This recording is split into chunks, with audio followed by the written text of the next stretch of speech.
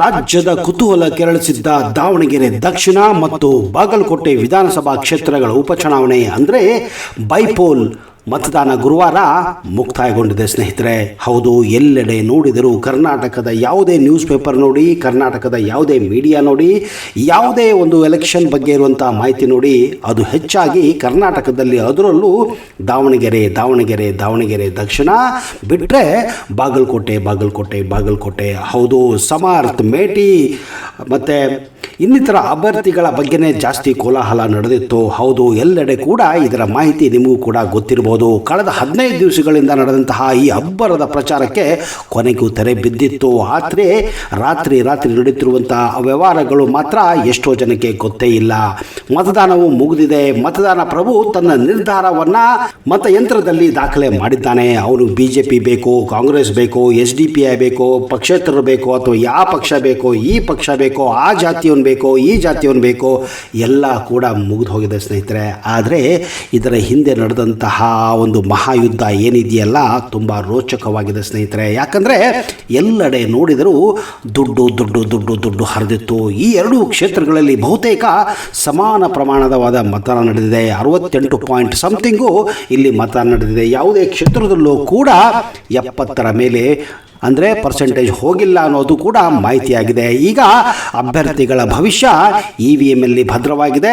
ಅದು ಕೂಡ ಈಗ ಮೇ 4ನೇ ಗೊತ್ತಾಗುತ್ತೆ ಯಾರು ಗೆಲ್ತಾರೆ. BJP ಗೆಲ್ಲುತ್ತಾ, ಕಾಂಗ್ರೆಸ್ ಗೆಲ್ಲುತ್ತಾ, ಕಾಂಗ್ರೆಸ್ ಗೆದ್ದರೆ ಏನಾಗುತ್ತೆ, BJP ಗೆದ್ದರೆ ಏನಾಗುತ್ತೆ, ಕಾಂಗ್ರೆಸ್ ಸೋತ್ರೆ ಏನಾಗುತ್ತೆ, ಯಾರು ತಮ್ಮ ಸಚಿವ ಸ್ಥಾನ ಕಳೆದುಕೊಳ್ಳಿದ್ದಾರೆ, ಮುಖ್ಯಮಂತ್ರಿ ಕೆಳಗಿಳಿಯಲಿದ್ದಾರಾ, ಡಿ ಕೆ ಶಿವಕುಮಾರ್ ಮುಖ್ಯಮಂತ್ರಿ ಆಗಲಿದ್ದಾರಾ, ಇವೆಲ್ಲ ಸಂಭಾವನೆಗಳು ಈಗ ಎಲ್ಲ ಕಡೆ ಚರ್ಚೆಗೆ ಗ್ರಾಸವಾಗಿದೆ ಸ್ನೇಹಿತರೆ. ಈ ನಡುವೆ ಮತದಾನದ ನಡುವೆಯೇ ಮತದಾರರಿಗೆ ಆಮಿಷ ಒಡ್ಡಿದ್ದ ಹಲವಾರು ಪ್ರಕರಣಗಳು ಕೂಡ ವರದಿಯಾಗಿದೆ. ಬಾಗಲಕೋಟೆಯ ರಾಜೀವ್ ಗಾಂಧಿ ಕಾಲನಿಯಲ್ಲಿ ಜಾಫರ್ ಬೇಪಾರಿ ಎಂಬಾತ ಹಣ ಹಂಚುತ್ತಿದ್ದ ಎನ್ನುವ ವಿಡಿಯೋ ಈಗ ವೈರಲ್ ಆಗಿದ್ದು, ನವನಗರ ಠಾಣೆಯಲ್ಲಿ FIR ಕೂಡ ದಾಖಲಾಗಿದೆ. ಏನು ಮಾಡೋದು ಸ್ವಾಮಿ, FIR ಮಾಡಿ ಏನು ಬಂತು, ದುಡ್ಡೆಲ್ಲ ಹಂಚಾಗಿದೆ, ಯಾರಿಗೆ ಏನು ಕೊಡಬೇಕು ಕೊಟ್ಟಾಗಿದೆ. FIR ಮಾಡ್ಕೊತೀರಾ, ಬೇಲ್ ಸಿಗುತ್ತೆ, ಅವನೇನು ಜೈಲಿಗೆ ಹೋಗೋದಿಲ್ಲ, ಅವನು ಆರಾಮಾಗಿ 4 ದಿವಸ ಆದಮೇಲೆ ಹೊರಗೆ ಬರ್ತಾನೆ. ಆದರೆ ದುಡ್ಡು ಕೊಟ್ಟ ನಂತರ ಆ ವ್ಯಕ್ತಿಗಳು ಅವ್ರಿಗೆ ಬೇಕಾದಂತಹ ವ್ಯಕ್ತಿಗಳಿಗೆ ಅಂದರೆ ಕ್ಯಾಂಡಿಡೇಟ್ಗೆ ಏನು ಮಾಡ್ತಾರೆ, ಓಟನ್ನು ಹಾಕ್ಬಿಡ್ತಾರೆ. ಎಷ್ಟು ತಪ್ಪ ಹೊರಗೆ ಬರೋಕ್ಕೆ ಅಲ್ವಾ ಸ್ನೇಹಿತರೆ. ಇವೆಲ್ಲ ನಮ್ಮ ದೇಶದಲ್ಲಿ ಕಾನೂನು ಸುವ್ಯವಸ್ಥೆ ಸರಿಯಾಗಿಲ್ಲ ಅನ್ನೋದಕ್ಕೆ ಇದೊಂದು ಎಕ್ಸಾಂಪಲ್ ಆಗಿದೆ, ಉದಾಹರಣೆ ಆಗಿದೆ. ಇನ್ನು ವಾಂಬೆ ಕಾಲೋನಿಯಲ್ಲಿ ಮಹಿಳೆಯೊಬ್ಬಳು ತನಗೆ ಕಾಂಗ್ರೆಸ್ನವರು 500 ರೂಪಾಯಿ ನೀಡಿದ್ದಾರೆ ಅಂತ ಹಣ ಪ್ರದರ್ಶನ ಮಾಡಿದ್ದು ಕೂಡ ಈಗ ಚರ್ಚೆಗೆ ಗ್ರಾಸವಾಗಿದೆ. ಅಷ್ಟೇ ಅಲ್ಲ, ಏನಪ್ಪ ನೀವು ದುಡ್ಡು ತೊಗೊಂಡ್ರಿ ಸುಮ್ಮನೆ ಆಗ್ಬೋದು, ಆದರೆ ಹೆಣ್ಮಕ್ಳು ಹಾಗಲ್ವಲ್ಲ. ನನಗೆ ಕಾಂಗ್ರೆಸ್ನವರು 500 ರೂಪಾಯಿ ಕೊಟ್ಟಿದ್ದಾರೆ, ಇವರು 500 ರೂಪಾಯಿ ಕೊಟ್ಟಿದ್ದಾರೆ, ಅವನು 1000 ರೂಪಾಯಿ ಕೊಟ್ಟಿದ್ದಾನೆ. ನೋಡಿದ್ರ ಸ್ನೇಹಿತರೆ, ನಮ್ಮ ಜನರು 500 ರೂಪಾಯಿಗೆ ಮಾರಾಟ ಆಗ್ತಾರೆ ಅಂದರೆ ನಮ್ಮ ದೇಶದ ಗತಿ ಏನಾಗಬಾರದು ಯೋಚನೆ ಮಾಡಿ. ಇವರಿಗೆ ಭವಿಷ್ಯದ ಬಗ್ಗೆ ಚಿಂತೆ ಇಲ್ಲ. ಕೇವಲ ಏನಪ್ಪ, ಅವತ್ತಿನ ದಿವಸ ಊಟಕ್ಕೆ, ತಿಂಡಿಗೆ, ಕುಡಿಯೋಕೆ, ಮಲಗೋಕೆ ಸಿಕ್ಕರೆ ಸಾಕು, ಓಟನ್ನು ಮಾರಿಕೊಳ್ಳುವಂಥ ಅಭ್ಯಾಸ ಈ ಒಂದು ಜಮಾನದಲ್ಲಿದೆ ಅಂದರೆ ನೀವು ತಿಳ್ಕೋಬೇಕು. ಅಷ್ಟೇ ಅಲ್ಲ, ಇತ್ತ ಹಳೇಪೇಟೆಯಲ್ಲಿ ಹಣ ಹಂಚಲು ಮನೆಗೆ ನುಗ್ಗಿದ ಕಾಂಗ್ರೆಸ್ ಕಾರ್ಯಕರ್ತರನ್ನು BJP ಕಾರ್ಯಕರ್ತರು ಹೊರಗಿನಿಂದ ಲಾಕ್ ಮಾಡಿದ್ದರು. ಅವರು ಹಿಂಬಾಲಿನಿಂದ ಎಸ್ಕೇಪ್ ಆಗಿದ್ದಾರೆ ಅನ್ನೋ ಕೂಡ ಮಾಹಿತಿ ಇದೆ. ಯಾಕೋ ಗೊತ್ತಿಲ್ಲ ನನಗೆ, ಕಾಂಗ್ರೆಸ್ನವರಿಗೆ ಭಯ ಹುಟ್ಟಿದೆ ಅಂತ. ಯಾಕಂದರೆ ಅವರು ಕೊಟ್ಟಿರುವಂಥ ಈ ಬಿಟ್ಟಿ ಭಾಗ್ಯಗಳಿಂದ ಏನೂ ಉಪಯೋಗ ಆಗ್ತಾ ಇಲ್ಲ. ಆದರೂ ಕೂಡ ಮತದಾರರನ್ನು ಖರೀದಿ ಮಾಡೋಕ್ಕೆ ಹಿಂದಿನ ರಾತ್ರಿ ಪಡುತ್ತಿರುವಂಥ ಇವರು ಕಷ್ಟ ನೋಡಿದರೆ ನಿಜಕ್ಕೂ ನನಗೆ ಅನಿಸುತ್ತೆ ಕಾಂಗ್ರೆಸ್ ತುಂಬ ನಷ್ಟದಲ್ಲಿದೆ ಅಂತ. ಯಾಕಂದರೆ ಅವ್ರಿಗೆ ಅನಿಸೋಗಿದೆ ಈ ಸಾರಿ ನಾವು ಸೋಲೋದು ಗ್ಯಾರಂಟಿ ಅಂತ. ಹೇಗಾದರೂ ಮಾಡಿಬಿಟ್ಟು ಮತದಾನ ಮಾಡಿಕೊಳ್ಳೋರಿಗೆ, ಮತದಾನ ಮಾಡೋರಿಗೆ ದುಡ್ಡು ಕೊಟ್ಟು ಅವರನ್ನು ಪಡ್ಕೋಬೇಕು ಅನ್ನೋ ಒಂದು ಆಮಿಷನ ಒಡ್ತಾ ಇದ್ದಾರೆ ಅಂತ ಮಾಹಿತಿ ಇದೆ. ಇನ್ನು ದಾವಣಗೆರೆಯಲ್ಲಿ ವಿಚ್ಛಿನ್ನ ಆಮಿಷಕ್ಕೆ ಆರೋಪ ಕೇಳಿ ಬಂದಿದೆ. ಅದರಲ್ಲೂ SPS ನಗರದಲ್ಲಿ ಹಣ ಹಂಚಿ ಇರುವ ವಿಡಿಯೋ ಕೂಡ ವೈರಲ್ ಆಗಿದೆ. ಮತ್ತೊಂದೆಡೆ ಕಾಂಗ್ರೆಸ್ ಕರ್ತರು ಮತಕ್ಕಾಗಿ ಕೋಳಿ ಕೂಡ ಹಂಚಿದ್ದಾರಂತೆ, ಮಟನ್ ಹಂಚಿದ್ದಾರಂತೆ, ಹಂದಿಗಳನ್ನು ಹಂಚಿದ್ದಾರೆ. ಬೇಡ, ಅದು ಏನಪ್ಪ ಅಂತೀನಿ ನಾನು. ಇನ್ನೂ ಆಲ್ಕೋಹಾಲ್ ಅಂತೂ ಒಂದು ಫ್ಲಡ್ ಥರ ಹರ್ಕೊಂಡ್ಬಿಟ್ಟಿದೆ ಅಂತೆ. ದಾವಣಗೆರೆಯಲ್ಲೂ ವಿಷಯಗಳು ಕೂಡ ಬಂದಿದೆ. ರಾತ್ರಿ ಏನೋ ಸರಾಯಿ ಹಂಚಿದ್ದು ದುಡ್ಡು ಹಂಚಿದ್ದು, ಹೆಣ್ಮಕ್ಕಳಿಗೆ ಸೀರೆ ಹಂಚಿದ್ದು, ಹೆಣ್ಮಕ್ಕಳಿಗೆ ಮಟನ್ನು ಚಿಕನ್ನು ಎಲ್ಲ ಹಂಚಿದ್ದು, ಕುಕ್ಕರ್ ಹಂಚಿದ್ದು ಎಲ್ಲ ಕೂಡ ಬಂದಿದೆ. ಇನ್ನು ಗಂಡಸರಿಗಂತರೂ ಪ್ಯಾಂಟು, ಶರ್ಟು, ಜೀನ್ಸ್ ಪ್ಯಾಂಟು, ಏನು ಇನ್ನು ಕೆಲವೊಬ್ಬರಿಗಂತರೂ ಮೊಬೈಲ್ ಕೂಡ ಕೊಟ್ಟಿದ್ದಾರೆ ಅನ್ನೋ ಕೂಡ ಮಾಹಿತಿ ಇದೆ. ಯಾಕಪ್ಪ ಇದು ಕಾಂಗ್ರೆಸ್ನವ್ರಿಗೆ ಇಷ್ಟು ಬೇಕಾಗಿತ್ತಾ ಅಂತ ನನಗನ್ಸುತ್ತೆ. ಇಷ್ಟೆಲ್ಲ ಯಾಕೆ ಮಾಡ್ತಾರೆ ಹೇಳಿ? ಯಾವಾಗ ಒಂದು ಸೋಲಿನ ಭೀತಿ ಇರುತ್ತೋ ಅಂಥವ್ರಿಗೆ ಮಾತ್ರ ಈ ರೀತಿ ಮಾಡ್ತಾರೆ.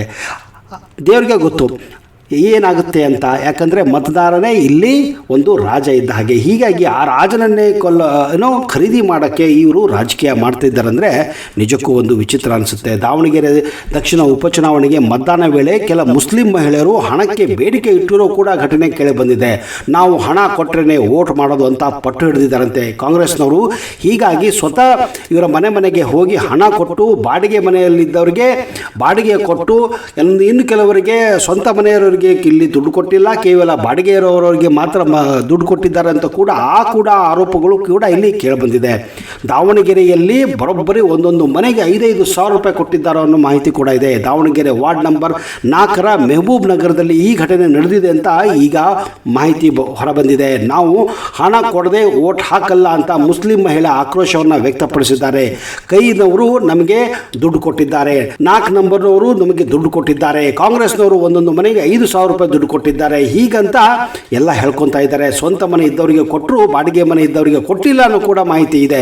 ಯಾರ್ದು ನಂಬೋದು, ಯಾರನ್ನ ಬಿಡೋದು ಇಲ್ಲಿ ಗೊತ್ತಾಗ್ತಾ ಇಲ್ಲ. ಹಣ ಕೊಡಿ, ಸ್ವಂತ ಮನೆ ಕಟ್ಟಿಸ್ಕೊಳ್ತೀವಿ ಅಂತ ಕೂಡ ಹೇಳ್ಕೊಂಡಿದ್ದಾರೆ ಅಂತ ಜನ ನೋಡಿದ್ರ. ಅವ್ರಿಗೂ ಇದೇ ಟೈಮಲ್ಲ ಸ್ನೇಹಿತರೆ, ಇದೇ ಟೈಮಲ್ಲಿ ಏನೇನು ಬರುತ್ತೋ ಎಲ್ಲ ಬಾಚ್ಕೊಂಡ್ಬಿಡೋಣ ಅಂತ ಮತದಾರರು ಕೂಡ ಇಚ್ಛೆ ಪಡೋದು ಸರ್ವೇ ಸಾಮಾನ್ಯ. ಆದರೆ ಕಾಂಗ್ರೆಸ್ನವರು ಈ ರೀತಿ ಮಾಡ್ತಾ ಇರೋದು ನಿಜಕ್ಕೂ ವಿಚಿತ್ರ ಅನಿಸ್ತಾ ಇದೆ. ಅಷ್ಟೇ ಅಲ್ಲ, ಅತ್ತ ತಮಗೆ ಹಣ ನೀಡಿದರೆ ಮಾತ್ರ ಮತದಾನಕ್ಕೆ ಬರ್ತೇವೆ ಅಂತ ಮಹಿಳೆಯರು ಕೂಡ ಪಟ್ಟು ಹಿಡಿದಿರುವ ಪ್ರಸಂಗ ಕೂಡ ಇಲ್ಲಿ ನಡೆದಿದೆ. ದಾವಣಗೆರೆ ದಕ್ಷಿಣ ವಿಧಾನಸಭಾ ಕ್ಷೇತ್ರದ ಹೆಗಡೆ ನಗರದಲ್ಲಿ ಈ ಘಟನೆ ನಡೆದಿದ್ದು, ಕೆಲವರು ಮನೆಗೆ ಒಬ್ಬೊಬ್ಬರಿಗೆ 2,000 ರೂಪಾಯಿ ನೀಡಿದ್ದಾರೆ ಅನ್ನೋ ಕೂಡ ಮಾಹಿತಿ ಇದೆ. ನಮಗೂ ಹಣ ನೀಡಿದರೆ ಮಾತ್ರ ನಾವು ಮತದಾನ ಮಾಡ್ತೀವಿ ಅಂತ ಅದರಲ್ಲೂ ಮುಸ್ಲಿಂ ಮಹಿಳೆಯರು ತುಂಬ ಹೇಳಿಕೊಂಡಿದ್ದಾರೆ ಅನ್ನೋ ವಿಡಿಯೋ ಕೂಡ ಈಗ ಸಾಮಾಜಿಕ ಜಾಲತಾಣದಲ್ಲಿ ಸಾಕಷ್ಟು ವೈರಲ್ ಆಗಿದೆ. ಆಡಳಿತಾರೂಢ ಕಾಂಗ್ರೆಸ್ 2 ಸ್ಥಾನಗಳನ್ನು ಉಳಿಸಿಕೊಳ್ಳಲು ಪ್ರಯತ್ನ ಮಾಡ್ತಿದ್ರೆ ಬಿಜೆಪಿ ಅವುಗಳನ್ನು ಅವರಿಂದ ವಶಪಡಿಸಿಕೊಳ್ಳಬೇಕು ಅನ್ನುವ ಒಂದು ಹೊಸ ಹುಮ್ಮಸ್ಸಿನಿಂದ ಈ ಒಂದು ಇಲೆಕ್ಷನ್ನಲ್ಲಿ ಹೊರಹೊಮ್ಮಿತ್ತು. ಆಡಳಿತಾರೂಢ ಕಾಂಗ್ರೆಸ್ 2 ಸ್ಥಾನವನ್ನು ಹಾಗಾದರೂ ಮಾಡಿ ಹೀಗಾದರೂ ಮಾಡಿ ಉಳಿಸ್ಕೊಳ್ಬೇಕೆನ್ನೋ ಒಂದು ತಂತ್ರಗಾರಿಕೆಯನ್ನು ಮಾಡಿದೆ. ಎಷ್ಟು ದುಡ್ಡು ಹೋದರೂ ಪರವಾಗಿಲ್ಲ, ಎಷ್ಟು ಕೋಳಿ ಮಾರಾಟವಾದರೂ ಪರವಾಗಿಲ್ಲ, ಮಟನ್ ಕೊಟ್ಟರೂ ಪರವಾಗಿಲ್ಲ, ಅದು ಕೊಟ್ಟರೂ ಪರವಾಗಿಲ್ಲ, ಇದು ಕೊಟ್ಟರೂ ಪರವಾಗಿಲ್ಲ, ಹೇಗಾದರೂ ಮಾಡಿ ನಾವು ಈ ಇಲೆಕ್ಷನ್ ಗೆಲ್ಲಬೇಕು ಅನ್ನೋ ಒಂದು ಮಾಹಿತಿ ಈಗ ಹೊರ ಬಂದಿದೆ. ಡಿ.ಕೆ. ಶಿವಕುಮಾರ್ಗೆ ನಡುಕ ಹುಟ್ಟಿದರೆ ಸಿದ್ದರಾಮಯ್ಯಗೆ ನಿದ್ದೆನೇ ಬರ್ತಾ ಇಲ್ವಂತೆ. ಜಮೀರ್ಗಂತೂ ಇದು ಆ ಕಡೆ ಹೋಗಬೇಕು ಈ ಕಡೆ ಹೋಗಬೇಕು ಅನ್ನೋದು ಕೂಡ ಅವರಿಗೆ ಗೊತ್ತಾಗ್ತಾ ಇಲ್ಲ. ಯಾಕಂದರೆ ಅಲ್ಲಿ ಅವರಿಗೆ ಮುಸ್ಲಿಂ ಅಭ್ಯರ್ಥಿಗೆ ಏನೋ ನಿಲ್ಲಿಸಲಿಲ್ಲ ಅನ್ನೋ ಒಂದು ಸಂಕಟ ಇದ್ದರೆ, ಇನ್ನು ಕೆಲವು ಮುಸ್ಲಿಂ ಜನರು SDPIಗೆ ಮತ ಹಾಕೋಕ್ಕೆ ಕೂಡ ಮುಂದೆ ಆಗಿದ್ದಾರೆ. ಹೀಗಾಗಿ ಅವರನ್ನು ಹೇಗಾದರೂ ಮಾಡಿ ಅವರನ್ನು ಒಳಪಡಿಸಿಕೊಳ್ಳಬೇಕನ್ನೋದ್ರಿಂದ ದುಡ್ಡನ್ನು ಕೂಡ ಹಂಚಲಾಗಿದೆ ಸ್ನೇಹಿತರೆ. ಒಳಗೆ ರಾತ್ರೋರಾತ್ರಿ ದಾವಣಗೆರೆ ಮತ್ತು ಬಾಗಲಕೋಟೆಯಲ್ಲಿ ಭಾರೀ ಪ್ರಮಾಣದ ದುಡ್ಡಿನ ಪ್ರವಾಹ ಹರಿದಿದೆ. ಹೌದು, ಇನ್ನು ವಿಚಿತ್ರ ನೋಡಿ, ಸಂಜೆ 5ರವರೆಗೆ ದಾವಣಗೆರೆ ಕ್ಷೇತ್ರದಲ್ಲಿ 63.04% ಮತದಾನವಾಗಿತ್ತು. ಇನ್ನು ಇದರ ಮಧ್ಯೆ ಮಸೀದಿಯಿಂದ ಮಹತ್ವದ ಸಂದೇಶವೊಂದು ಕೂಡ ಮೊಳಗಿದೆ. ಹೌದು, ಯಾರು ಮತದಾನ ಮಾಡಿಲ್ಲವೋ ಅವರು ಹೋಗಿ ಮತದಾನ ಮಾಡಿ ಅಂತ ಮಸೀದಿಯ ಮೈಕಲ್ಲೂ ಕೂಡ ಸಂದೇಶವನ್ನು ನೀಡಲಾಗಿದೆ. ನೀವೇ ಯೋಚನೆ ಮಾಡಿ ಸ್ನೇಹಿತರೆ, ಯಾವ ರೀತಿ ಯಾವ ಒಂದು ಕೆಳಮಟ್ಟಕ್ಕೆ ಈ ಕಾಂಗ್ರೆಸ್ನವರು ಇಳಿದಿದ್ದಾರೆ ಅನ್ನೋದಕ್ಕೆ, ಯಾವ ರೀತಿ ಧರ್ಮವನ್ನು ಕೂಡ ಇವರು ಬಳಸ್ಕೊತಾ ಇದ್ದಾರೆ ಅನ್ನೋದಕ್ಕೆ ಇದಕ್ಕಿಂತ ಸಾಕ್ಷಿ ಬೇಕಾಗಿಲ್ಲ ಸ್ನೇಹಿತರೆ. ಆದರೆ ಜನರು ಎಚ್ಚೆತ್ತುಕೊಳ್ಬೇಕು. ಯಾವ ಧರ್ಮಕ್ಕೆ ಇವರು ಏಟು ಕೊಡ್ತಾ ಇದ್ದಾರೆ, ಯಾವ ಧರ್ಮವನ್ನು ಎತ್ತಿ ಹಿಡಿತಿದ್ದಾರೆ, ಇದನ್ನು ಎಲ್ಲರೂ ಅರ್ಥ ಮಾಡ್ಕೋಬೇಕು ಸ್ನೇಹಿತರೆ. ಯಾಕಂದರೆ ಇದೇ ರೀತಿ ಮುಂದುವರೆದ್ರೆ ಭಾರತವಾಗಿರೋದಿಲ್ಲ. ಮುಂದೊಂದು ದಿನ ಇದು ಕೂಡ ಬಾಂಗ್ಲಾದೇಶವಾಗಬಹುದು, ಮುಂದೊಂದು ದಿನ ಇದು ಕೂಡ ಪಾಕಿಸ್ತಾನವಾಗಬಹುದು, ಮುಂದೊಂದು ದಿನ ಇದು ಕೂಡ ಇರಾನ್ ಆಗ್ಬೋದು, ಇರಾಕ್ ಆಗ್ಬೋದು. ಹೀಗಾಗಿ ಎಚ್ಚೆತ್ತುಕೊಳ್ಳೋ ಒಂದು ಸಮಯ ಈಗ ಬಂದಿದೆ ಅಂದರೆ ತಪ್ಪಾಗಲಾರದು. ಮುಂದಿನ ದಿನಗಳಲ್ಲಿ ನೀವು ಯಾರಿಗೆ ಓಟ್ ಹಾಕಬೇಕು, ಯಾರಿಗೆ ಬೇಕು, ಯಾರು ಬೇಡ ಅನ್ನೋದು ನೀವೇ ಯೋಚನೆ ಮಾಡಬೇಕು. ಕೇವಲ ಒಂದು ದಿನದ ಮಟ್ಟಿಗೆ 5,000 ರೂಪಾಯಿ ಪಡ್ಕೊಂಡು ನಿಮ್ಮನ್ನು ನೀವು ಮಾರ್ಕೋಬೇಡಿ ಸ್ನೇಹಿತರೆ. ನಿಮ್ಮ ಧರ್ಮವನ್ನು ಮಾಡ್ಕೋಬೇಡಿ, ನಿಮ್ಮ ವಿಚಾರಗಳನ್ನು ಮಾರ್ಕೋಬೇಡಿ, ನಿಮ್ಮ ಅಸ್ತಿತ್ವವನ್ನು ಮಾರ್ಕೋಬೇಡಿ ಅನ್ನೋದೇ ನನ್ನ ಒಂದು ಇಚ್ಛೆ. ಮುಂದಿನ ಪೀಳಿಗೆಗಾಗಿ ನೀವು ಜೀವನ ಮಾಡಿ, ನಿಮ್ಮ ಮಕ್ಕಳ ಭವಿಷ್ಯವನ್ನು ಯೋಚನೆ ಮಾಡಿ ಮತದಾನದ ಮಾಡಿ ಅಂತ ನಾನು ಕೂಡ ಬೇಡ್ಕೊಳ್ತೀನಿ. ನಿಮ್ಮ ಅನಿಸಿಕೆಯನ್ನು ದಯವಿಟ್ಟು ಕಮೆಂಟ್ ಬಾಕ್ಸಲ್ಲಿ ಹಾಕಿ. ಯಾಕಂದರೆ ನೀವು ಕೂಡ ಬೇರೆ ಬೇರೆ ವಿವಿಧ ರೀತಿಯಲ್ಲಿ ಇವುಗಳನ್ನು ಅಬ್ಸರ್ವ್ ಮಾಡಿರ್ಬೋದು. ಆ ಒಂದನ್ನು ದಯವಿಟ್ಟು ಕಮೆಂಟ್ ಮಾಡಿ ರಿಪ್ಲೈ ಮಾಡಿ. ಯಾಕಂದರೆ ಇದು ಎಚ್ಚೆತ್ತುಕೊಳ್ಳುವಂತಹ ಒಂದು ಸಮಯವಾಗಿದೆ.